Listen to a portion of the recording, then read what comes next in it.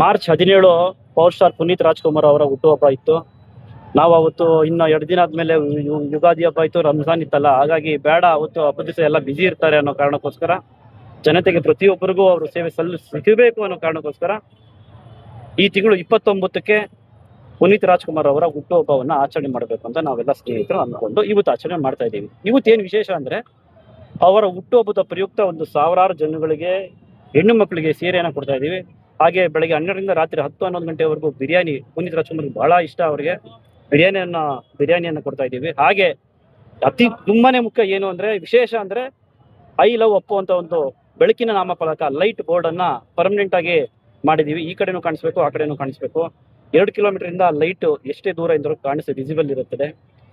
ಈ ಬೋರ್ಡ್ ಅನ್ನ ಇವತ್ತು ಸ್ವತಃ ಅವರ ಒಡ ಹುಟ್ಟಿದ ಅಕ್ಕ ಆದಂತ ಪೂರ್ಣಿಮಕ್ಕ ಅವರು ಹಾಗೂ ವೆಂಕಟಸ್ವಾಮಿ ಅಣ್ಣನವರು, ಆಮೇಲೆ ಅಗ್ನಿಶೀಧರಣ್ಣವರ ಅಧ್ಯಕ್ಷತೆ, ಬಚನಣ್ಣ ಅವರ ಅಧ್ಯಕ್ಷತೆ, ಆಮೇಲೆ ಚಂದ್ರಶೇಖರ್ ಆಗಿರ್ಬೋದು, ನನ್ನ ಸ್ನೇಹಿತರು ಮಹೇಶ್, ನರೇಂದ್ರ ಆಗಿರ್ಬೋದು, ಹಾಗೂ ನಗರಸಭಾ ಸದಸ್ಯರುಗಳು ಅಂಚರಣ್ಣ, ಬಸವರಾಜಣ್ಣ, ಎಲ್ ಶ್ರೀನಿವಾಸ್ ಆಗಿರ್ಬೋದು, ಆಂಜನಪುರ ಆಗಿರ್ಬೋದು, ಪ್ರಮೋದ್ ಶ್ರೀನಿವಾಸ್ ಆಗಿರ್ಬೋದು, ಹಾಗೆ ಕಬಡ್ಡಿ ಬಾಬಣ್ಣ ಆಗಿರ್ಬೋದು, ದರ್ಶನ್ ಆಗಿರ್ಬೋದು, ಬಾಬಣ್ಣ ಅವ್ರ ಮಗ ಪವನ್ ಅವರು ಆಗಿರ್ಬೋದು, ನಮ್ಮ ಮಂಜು ಅವರು ಆಗಿರ್ಬೋದು, ಕಾವೇರಿ ನಗರದವರು, ಆಮೇಲೆ ನಮ್ಮ ಬನಶಂಕರಿ ಪಳ್ಳಿ ಸರ್ ಅವರು ಆಗಿರ್ಬೋದು, ಬಹಳಷ್ಟು ಜನ ನನಗೆ ಸಪೋರ್ಟ್ ಅನ್ನ ಮಾಡಿದ್ದಾರೆ.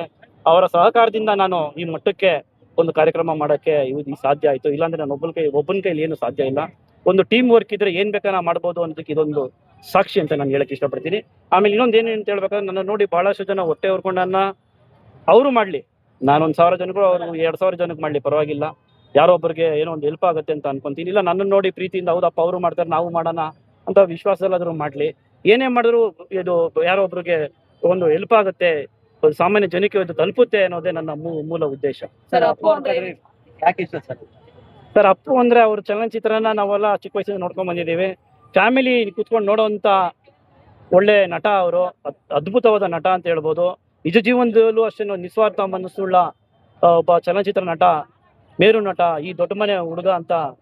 ಅದಕ್ಕಾಗಿ ಅವ್ರ ಆದರ್ಶಗಳು, ಅವ್ರು ಮಾಡಿದಂಥ ಸೇವೆಗಳು, ದಾನ ಧರ್ಮಗಳು, ಅನಾಥಾಶ್ರಮ, ಬ್ಲೈಂಡ್ ಆಶ್ರಮಗಳಾಗ್ಲಿ, ಪ್ರತಿಯೊಂದೂ ನಮಗೆ ಗೊತ್ತಿರಲಿಲ್ಲ. ಈ ಕೈ ಮಾಡಿದ ಈ ಕೈ ಗೊತ್ತಾಗ್ಬಾರ್ದು ಅಂತಾರೆ, ಆ ಥರ ಬೆಳ್ಕೊಂಡ್ ಬಂದವರು.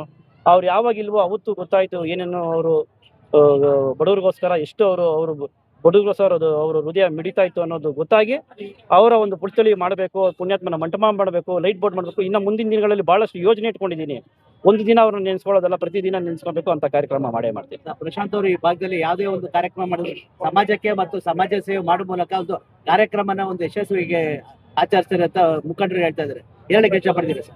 ಸರ್, ನಾನು ಅಗ್ನಿಶೀಧರಣ್ಣವ್ರು ಯಾವಾಗೂ ಹೇಳ್ತಾ ಇರ್ತಾರೆ, ಇಡೀ ಈ ಭೂಮಂಡಲ ನಿಂತಿರೋದೇ ಒಂದು ಪ್ರೀತಿ, ವಿಶ್ವಾಸ, ನಂಬಿಕೆ ಮೇಲೆ ಅಂತ.